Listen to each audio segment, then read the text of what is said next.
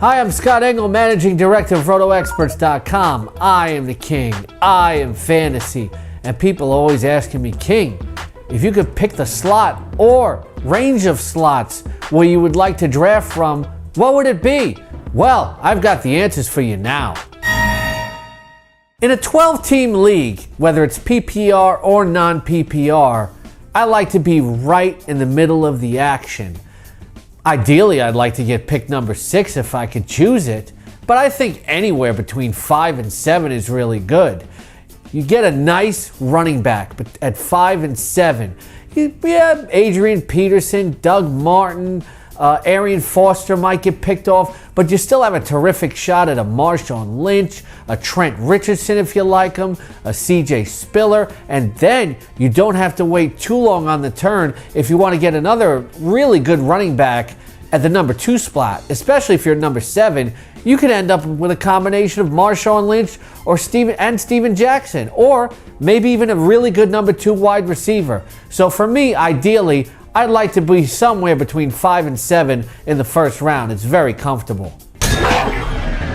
There's nothing wrong with being kind of towards the back at the end of the first round. If you're at number 8 or number 9, you still have a legitimate shot at one of those top running backs. This year, I feel it's essential, especially in the first round, to have a shot at maybe one of the top 10 running backs, because there's a drop-off when you go from, say, Alfred Morris to Steven Jackson in terms of tiers there, or from Marshawn Lynch to, say, Matt Forte.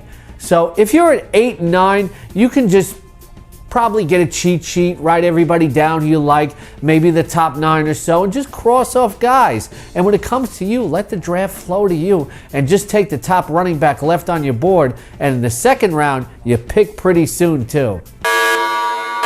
Every fantasy football player likes being at the number 1 overall spot. And really, when you get a shot at Adrian Peterson, what's not to like? Even the guy doesn't come quite close to what he did last year.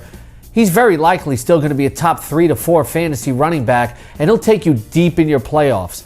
All you have to do is hope he stays healthy, and last year we saw that, well, he can overcome most major injuries to other mortal human beings. Look, if you're at number 1, you're going to have to wait a long time until it comes around back to your second round pick. But to get Adrian Peterson, a shot at him this year, it's worth it. Just be prepared in the second round to take a number 2 running back that isn't quite ideally what you want. But then again, if you're at number 1, you go back to back in the second and third rounds. So there's a lot to like in number 1 overall. If you can't be first, why not be second? Maybe you won't get Adrian Peterson, but maybe somebody ahead of you might do something crazy. I've seen it. They might take Jamal Charles. They might take Doug Martin or somebody like that. They might take Calvin Johnson. And you can still get a shot at Adrian Peterson at number 2. If not, you still have a shot at the very best non-Peterson running back on the board. And who couldn't like that? If you're at the number 4 slot overall, there's a lot to like. There's still a legitimate shot that you can get an Arian Foster, maybe a Doug Martin. In the second round, you're not waiting painfully as long as the guy that has the number 1 overall pick. And then you come back quickly in the third round. And if you go running back, you can get a really nice wide receiver in round 3. Number 4 is a very comfortable position.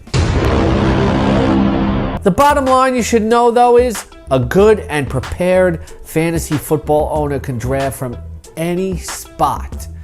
And to be good and prepared for your draft, get the exclusive Edge Fantasy Football Package right here on RotoExperts.com on the homepage. Check out our special deal with Draft Street.